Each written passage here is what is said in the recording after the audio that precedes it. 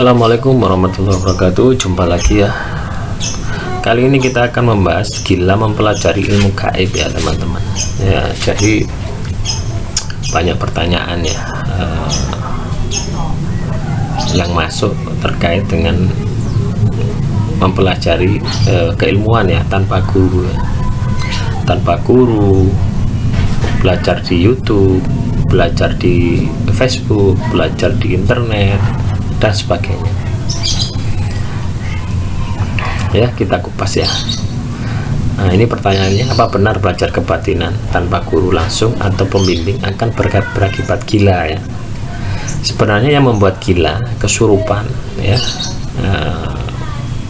adalah ilmu gaib atau amalan mantra ya yang berhubungan dengan gaib, yaitu pengaktifan kodam ya, atau karena di badan seseorang tersebut sudah ada energi negatif, sudah ada kodam ya, sehingga pada saat amalan tersebut dibaca, akhirnya kodamnya itu bereaksi ya teman-teman, bereaksi. Contoh seperti ini, teman-teman kena sihir, kena santet katakanlah, teman-teman tidak tahu kena santet, kok rasanya seperti ini, tidak enak.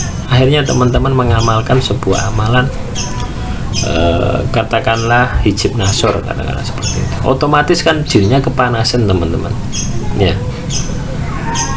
otomatis kan jinnya kepanasan, akhirnya dia bereaksi.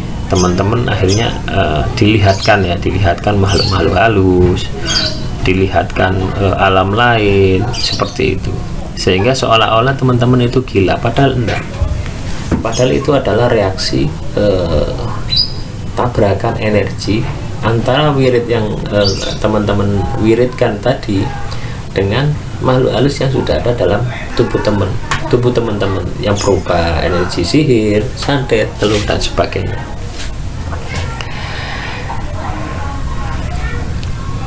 Jadi teman-teman itu ya sebenarnya itu adalah masalah yang lama ya, dan teman-teman tidak merasakan dan tidak menyadari bahwa teman-teman itu ketempelan ya, atau ketempatan, atau diserang gaib. Nah, dengan teman-teman mempelajari ilmu gaib ya, akhirnya kan diperlihatkan, akhirnya kan teman-teman merasakan ya kan, akhirnya teman-teman peka bahwasannya teman-teman melihat gaib. Nah, akhirnya kayak orang gila, seperti orang gila. Karena apa? Karena teman-teman atau saudara teman-teman tidak tahu kalau di situ ada gaib dan tidak percaya apa yang teman-teman omongkan. Ya seperti itulah teman-teman. Jadi bukan seperti yang gila-gila ODGG di jalan-jalan, seperti enggak seperti itu teman-teman ya. Itu hanya pengkultusan ya, mitos ya, karena wadah manusia ini mempunyai wadah batin itu yang sangat kuat ya, wadah batin yang sangat kuat. Dia dikasih ruh ya, dia dikasih ruh, dia dikasih sukma. Nah itu yang semuanya kan gaib semua. Nah, kita mempelajari itu, apakah itu membuat gila? Ya tidak ya. Jadi teman-teman jangan takut ya mempelajari itu di sebuah internet, buku yang dijual-jual.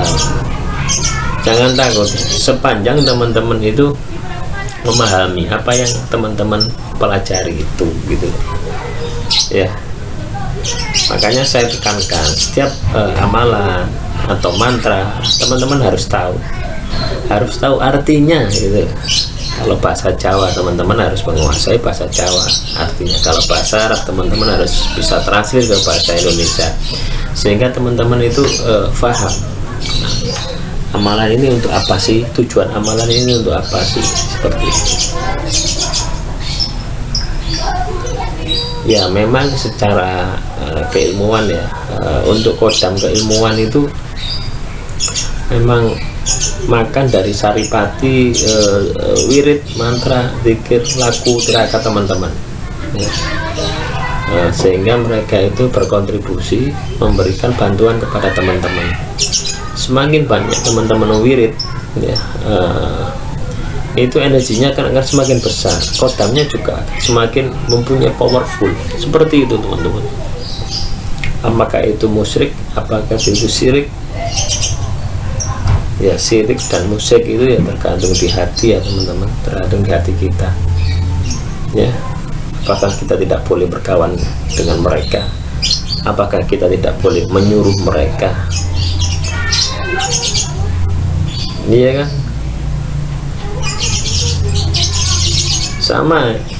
Sama logikanya kita itu menyuruh teman kita sebangsa ya, manusia sama manusia. Begitu pula dengan jin, kita pun juga diperbolehkan ya berinteraksi dengan mereka, tetapi dalam hal yang baik ya teman-teman. Dalam hal yang jelek, nah, akhirnya jadilah dukun santet. Nah, seperti itu teman-teman. Jadi tergantung Anda mau menggunakan untuk apa, itu tergantung Anda ya. Kalau hanya berinteraksi ya, ngobrol dengan jin, tukar pikiran, ya kenapa tidak? Kita bisa menambah wawasan, kita bisa banyak pengalaman, banyak teman ya. Seperti dalam surat Ar-Rahman ya, kalau nggak salah itu ya, carilah ilmu setinggi langit ya, jika kamu mampu menguasai, kalau nggak salah seperti itu. Jadi kita disuruh untuk pergi ke langit sana, melintasi langit kalau kita mampu. Nah, sama halnya kita melintasi dimensi lain ini ya, kita kan juga butuh latihan, kita juga butuh pemahaman, butuh laku, butuh tirakat. Apa sih yang tidak bisa dilakukan oleh manusia, karena ada sifat ilahiyah yang melekat pada kita ini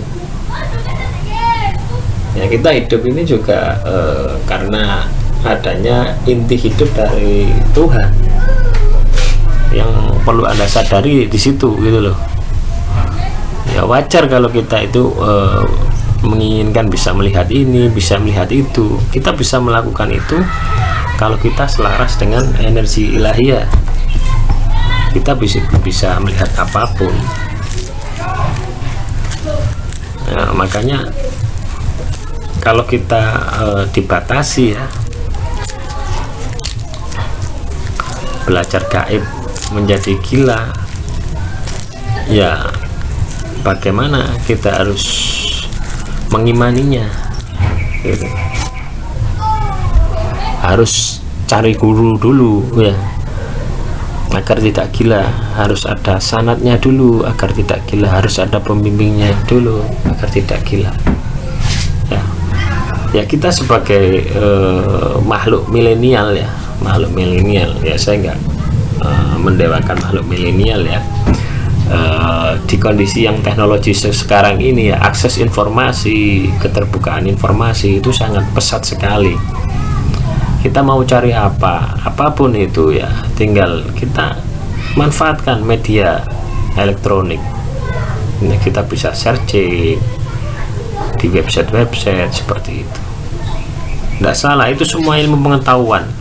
Mereka menulis sebuah artikel, membuat video seperti ini, itu butuh pemikiran ya, butuh pengalaman, butuh pemikiran, butuh tenaga, dan butuh konsentrasi. Tidak serta-merta apa yang diposting itu tidak butuh tidak butuh pengetahuan, pasti menggunakan akal dan pikiran. Tinggal kita saja pandai-pandai memfilter apakah bisa dimasukkan semuanya, yaitu tergantung wadah Anda. Kalau wadah Anda besar, teman-teman bisa masukkan semua, tapi kalau tidak muat ya sedikit-sedikit. Nah, yang membuat gila itu adalah keserakahan itu ya, pinginnya instan tapi tidak ada lakunya, itu yang membuat gila. Jadi saya simpulkan ya, kerasukan karena kedatangan makhluk halus yang kemudian menguasai kesadaran ya. Walaupun makhluk halus itu datang untuk menjadi kodam, ternyata itu makhluk halus itu juga menguasai kesadaran dan membuat gila ya. Jadi teman-teman, pada saat teman-teman merapal ilmu, merapal mantra yang itu ilmu itu mengandung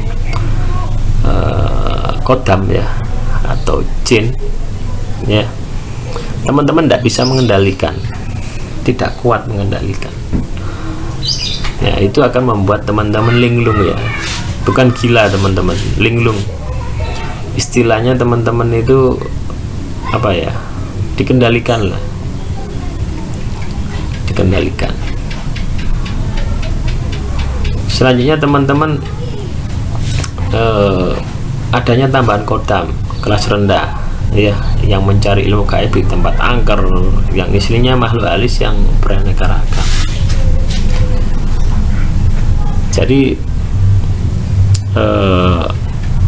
teman-teman ya, saya sarankan pada saat teman-teman sudah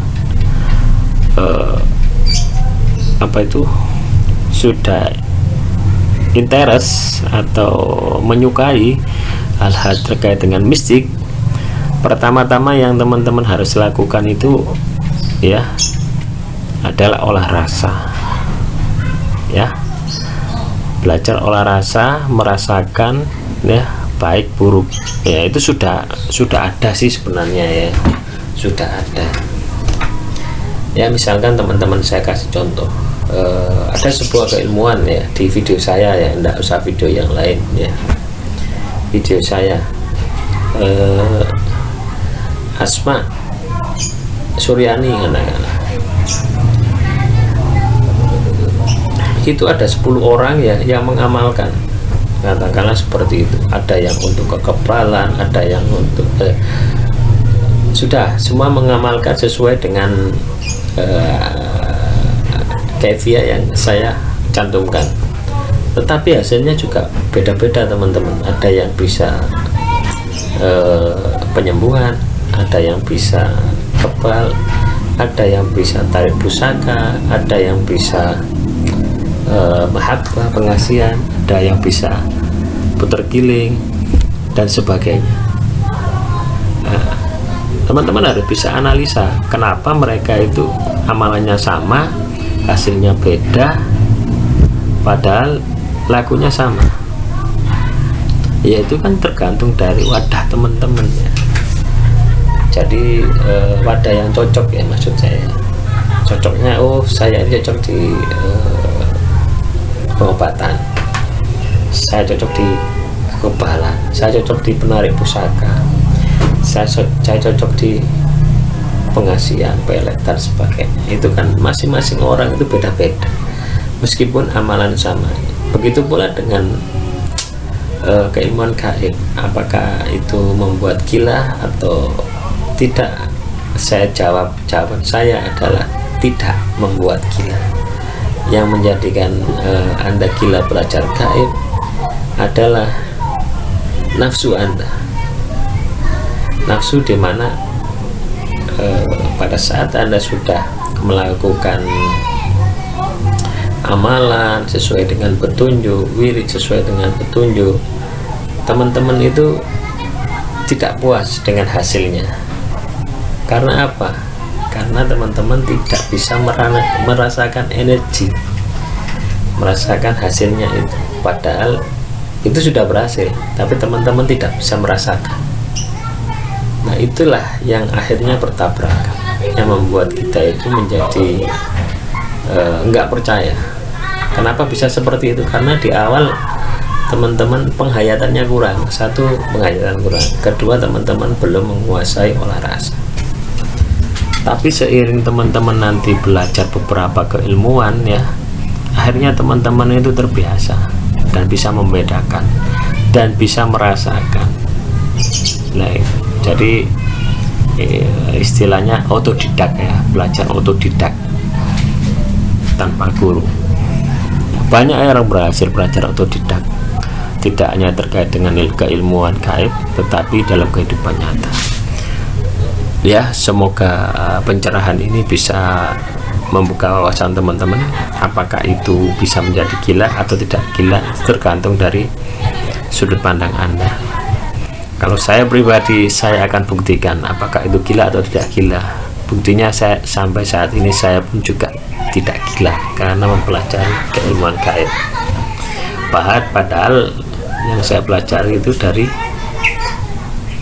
berbagai disiplin, ya. Ada kejawen, ada asma, ada ilmu hikmah, ada kosam, ada wafat, dan sebagainya. Kalau mau benturan ya benturan sana. Nah, itulah uniknya manusia, fleksibilitasnya sangat tinggi karena ada sifat ilahiyah, ya. Demikian, semoga bermanfaat kajian kali ini. Akhirul kalam, wassalamualaikum warahmatullahi wabarakatuh.